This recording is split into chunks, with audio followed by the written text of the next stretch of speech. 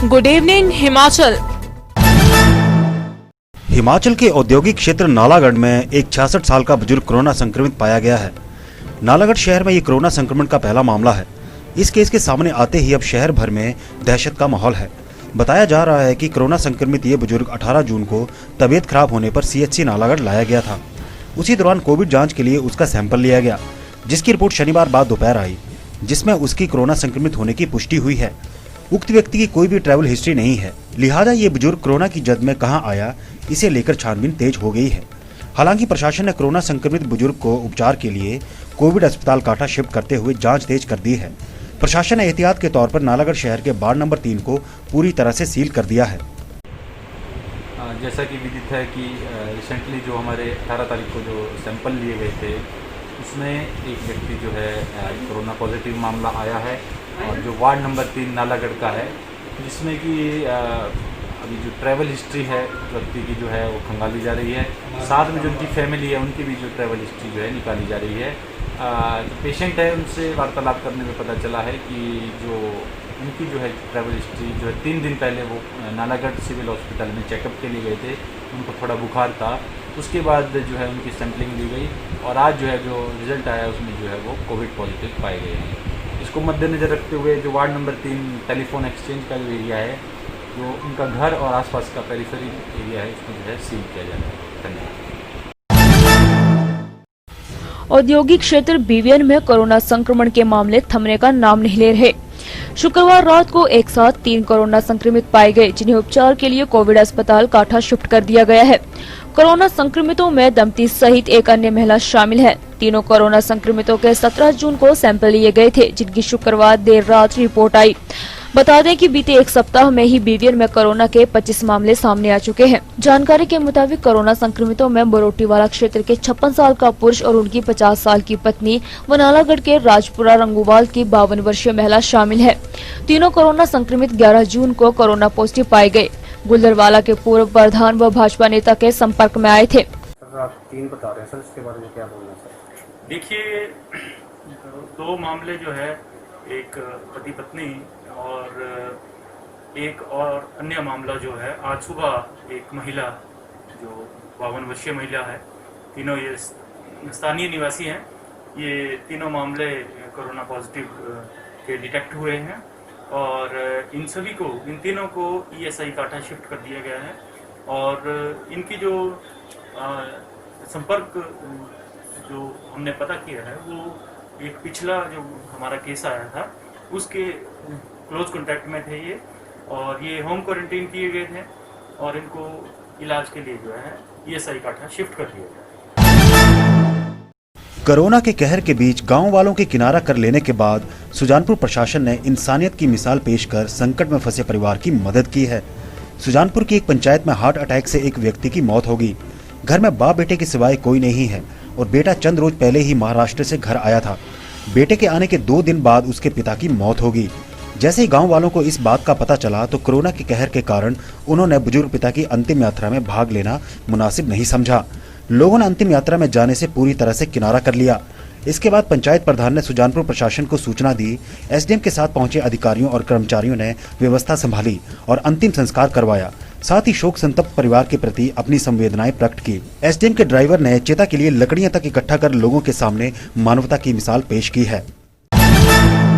ऊना के Amb railway station से अपने घर जाने वाले 2 प्रवासी थर्मल स्कैनिंग के वक्त बुखार से पीड़ित पाए गए। प्रशासन ने उन्हें ट्रेन में बैठने की इजाजत न देकर अलग से लगाए गए एक तंबू में ठहरा दिया है। यूपी के युमसी से मार्च महीने में कांगड़ा के मारंडा और भरमौर में रोजी रोटी के सिलसिले में आए 130 लोगों का एक ग्रुप घर जाने के लिए शनिवार को अंदौरा अंब रेलवे स्टेशन से गोरखपुर जाने वाली ट्रेन के डिब्बे में बैठते ही गदगद हो गया। बता दें कि शनिवार शाम करीब 6 बजे रवाना होने वाली ट्रेन रविवार दोपहर को गोरखपुर पहुंचेगी। इसमें कुल 1260 प्रवासियों के जाने की उम्मीद है। प्रशासन की ओर से एडीएम अरिंदम चौधरी और एसडीएम अंब एस तारुल रविश के साथ तमाम प्रशासनिक अमले पुख्ता प्रबंध किए हुए थे। दोपहर तक 400 के करीब प्रवासी एचआरटीसी बसों से रेलवे स्टेशन पहुंच चुके हैं। एडीएम अरिंदम चौधरी ने बताया कि किन्नौर और लाहौल स्पीति को छोड़कर अन्य सभी जिलों से प्रवासियों के पहुंचने की उम्मीद है। पड़ेगा, गोंडा पड़ेगा और गोरखपुर। मेजर स्टॉपेज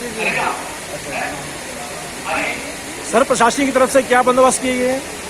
जैसा आप देख रहे हैं यहाँ पर खाने से लेकर पीने के पानी की व्यवस्था है और यहाँ पर इनकी मेडिकल जांच भी हो रही है। प्राइमरी स्क्रीनिंग करके हम भेज रहे हैं और अगर ज़रूरत पड़ी तो किसी को मतलब अगर कहीं पे भी कुछ भी समस्या हो जाए तो डॉक्टर्स की टीम अवेलेबल है हमारे पास। सर कौन कौन से जिले से आ रहे हैं?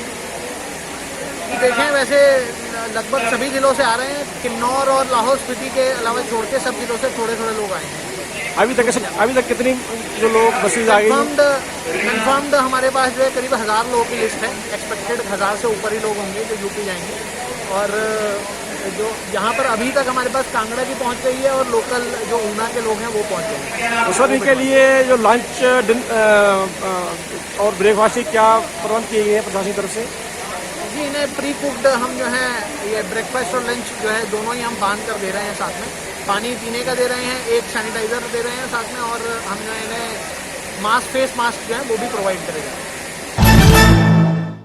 लद्दाख की गलवान घाटी में चीनी सैनिकों के साथ झड़प में शहीद हुए हमीरपुर के अंकुश ठाकुर के छोटे भाई को बालिग होने पर हिमाचल सरकार सरकारी नौकरी देगी। ये बात शनिवार को शहीद अंकुश के परिजनों को ढाढ़स बंधाने पहुंचे मुख्यमंत्री जयराम ठाकुर ने कही।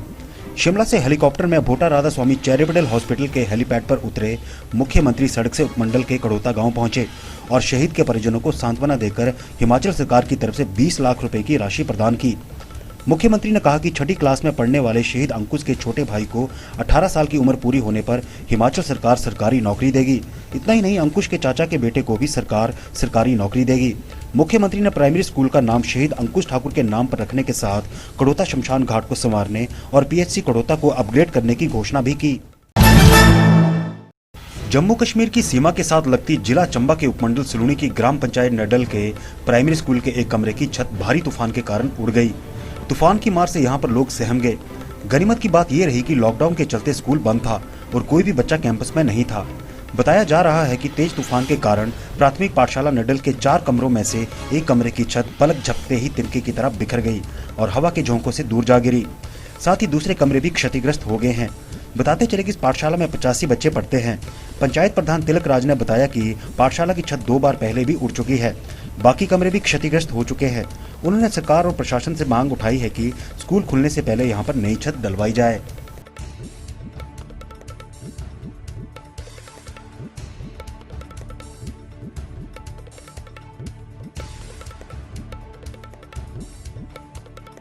पिछले कल भारी तूफान होने के कारण शुक्रवार 19 जून 2020 को राजकीय प्राथमिक पाठशाला नडल की एक छत लकड़ी समेत उखड़कर दूर किनारे पड़ी हुई है। 2 कमरों की छत क्रैक हो चुकी है और दीवारों को भी दरारें आ चुकी है। ये छत इस स्कूल की तीसरी बार उखड़ी है। मेरा सरकार और प्रशासन से आग्रह रहेगा कि ये बिल्डिंग की मरम्मत जल्दी से जल्दी की जाए ताकि आने वाले समय में जैसे स्कूल लगते हैं तो बच्चों की पढ़ाई के लिए कोई भी दिक्कत ना आए। धन्यवाद।